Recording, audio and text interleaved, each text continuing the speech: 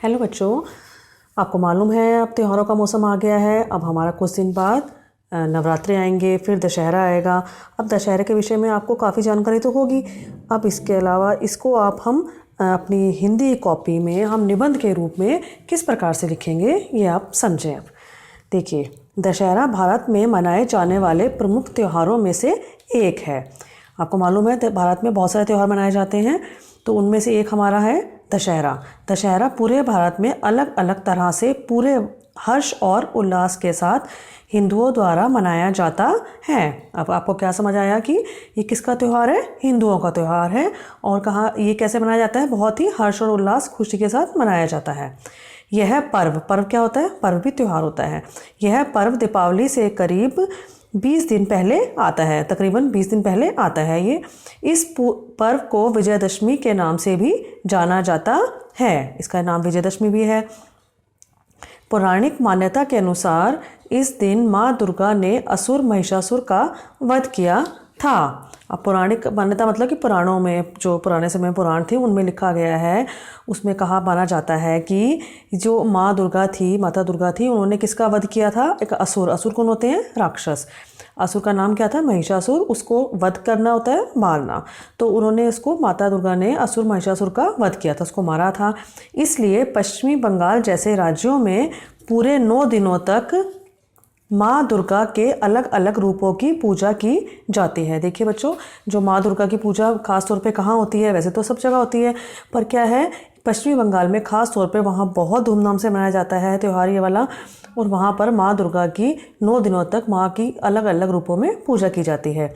इस 9 दिन तक चलने वाले त्यौहार को नवरात्रि भी कहा जाता है। आप लोग को भी मालूम है नवरात्रि का। तो इसी प्रकार उत्तर भारत में लोग एक अलग मान्यता के अनुसार इस त्यौहार को मनाते हैं। अब हम उत्तर भारत में हैं, है ना। पहले हमने पश्चिम बंगाल की बात की। उत्तर भारत में हमें कैसे मनाते हैं इसको?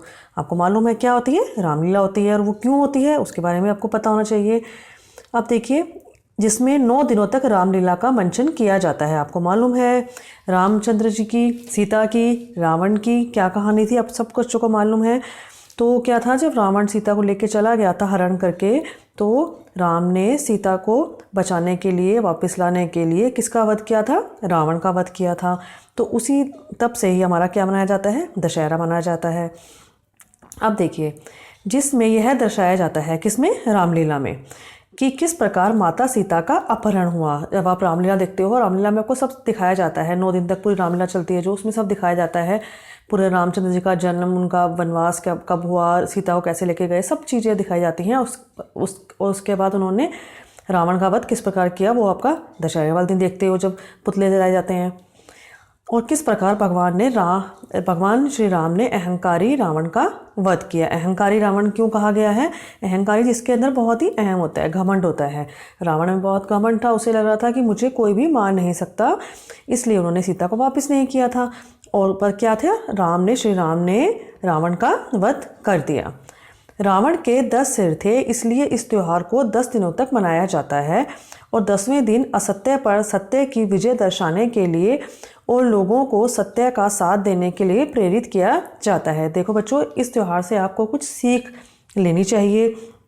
बहुत अच्छा आपको समझना चाहिए कि जो असत्य बोलता है हमेशा वो हारता है, ठीक है। और क्या होता है, जो सत्य के साथ चलता है, वो उसका सत्य का रास्ता कठिन होता है, मुश्किल होता है, पर वो आखिर में जीतता ज़रूर है। ऐसे ही भगवान श्री राम के साथ हुआ। उन्होंने भी क्या किया, आखिर में इतनी कठिनाइयों के बाद ही उन्होंने सीता माता को वापस ले आए थे। आप देखिए, इसमें क्या होता है फिर रामलीला के आखिरी दिन में क्या होता है? रावण, मेघनाथ और कुंभकर्ण के पुतले जलाए जाते हैं, जो आप देखते हो, आखिर में देखते हो ना आप लोग। अब देखिए, इस प्रकार इस त्यौहार से प्रेरणा लेकर हमेशा सत्य का साथ देकर जीवन में आगे बढ़ना चाहिए। अब आप इस तरह से, आपको ये समझ आ गया है, और आप दशहरे का सेलिब्रेशन आप अच्छे से करोगे और सत्य के रास्ते पे चलोगे। थैंक यू बेटा।